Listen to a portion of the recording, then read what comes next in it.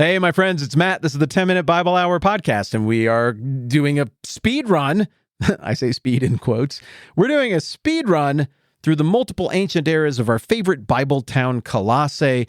We're looking at all the flags that flew over that important city, the city that is the city in view in the little New Testament book of Philemon, on which this season is focused. As you no doubt have completely on mental lockdown at this point, the 7 flags over Colossae that we are considering are the super ancient ones that don't have a name, then Phrygia, then Samaria, then Lydia, then Persia, then the Greeks, which is very multifaceted, and then the Romans, which we'll talk about next time around. Today we're talking about the very end of the Greek age of Colossae before the Romans came to town. I'm going to have my close personal friend, dating all the way back to my first day of college, Jeffrey Foote, play some music right now, and then we'll pick up where we left off.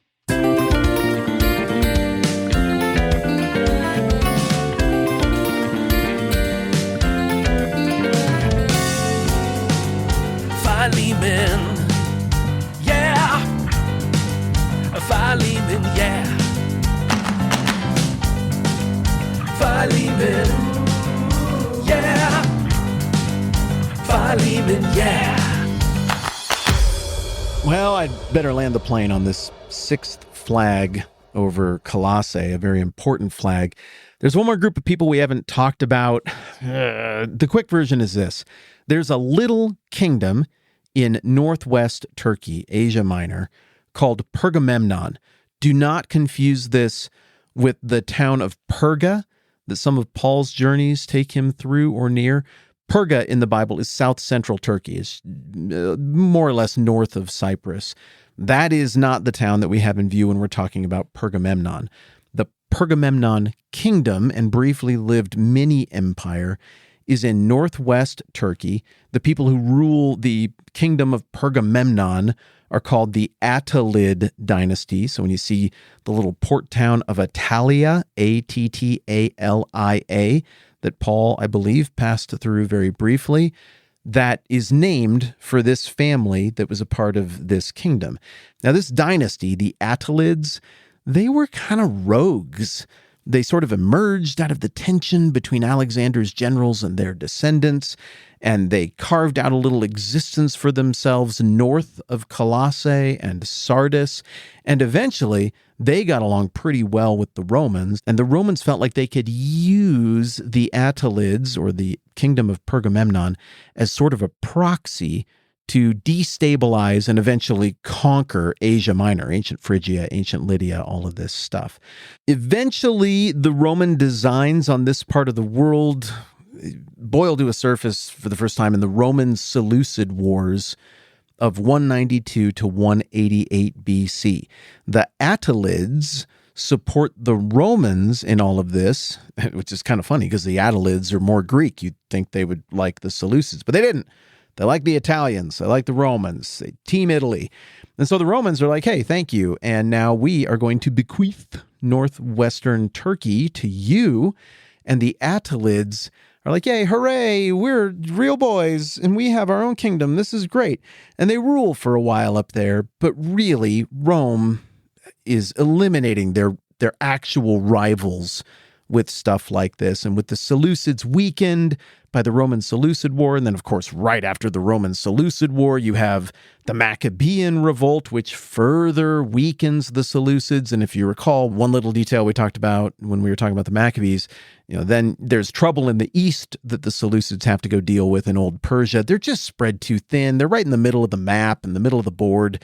It's not a good deal for them. The Seleucids are getting hollowed out, and the Attalids aren't particularly powerful either. Well, depending on right where you draw the boundary lines, maybe Colossae is technically under the control of the Attalids for a little while. Maybe Colossae is just on the other side of the line. I don't know quite how to tell which is which. But eventually the Romans use their culture, their troops, and their economy to put a stranglehold on this short-lived Attalid dynasty, or the kingdom of Pergamemnon. And Pergamemnon is just absorbed into Rome in the late 100s BC. So I suppose it is at this point around 130-ish BC that we got to say the 6th flag over Colossae gets taken down the flagpole, and goes the next flag, the 7th, which is Rome. And if you're keeping score at home, again, for our purposes, Rome is the final flag over Colossae. But really, it's not even if you're keeping score at home. Rome is the final flag over Colossae because the town finally goes defunct several hundred years into the time of the Roman Empire. And, well, that's just kind of that.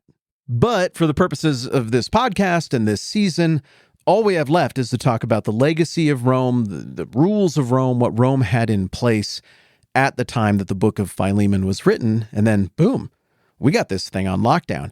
And let me tell you, as we get ready to turn the page here to the Roman stuff, what we just did together is weird.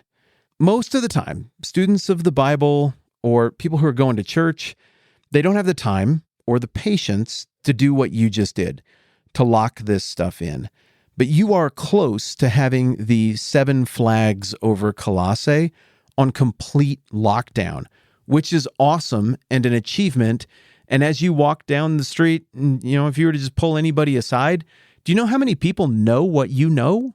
I mean, people don't know this stuff, but it's so important to what makes the Bible, and we're just so much better positioned to understand these people and to think about what's going on here and to put ourselves in the shoes of the people who are receiving this letter, the people on the fringes of this letter. Just nice job. I study this stuff. Some of this stuff I have on lockdown just because of what I do for a living and what I went to school for. But I'm learning a bunch of this stuff along with you. I don't remember all these dates and stuff off the top of my head. So don't be discouraged if you don't have it all immediately. But the point is, you got the framework. I've got the framework. I think it's going to be hugely to our advantage moving forward. And I would like to give you a high five. Nice job on this. Also, given how long it took, I could totally understand why other people are like, yeah, just skip to the thing. Like, let's just get to it. I don't have to do all the history stuff to understand the thing. Well, they can do it their way. We're going to do it our way. Moving forward to the final flag over Colossae and really just the current historical context of the book of Philemon next time around. I'm Matt. This is the 10-Minute Bible Hour podcast. Let's do this again soon.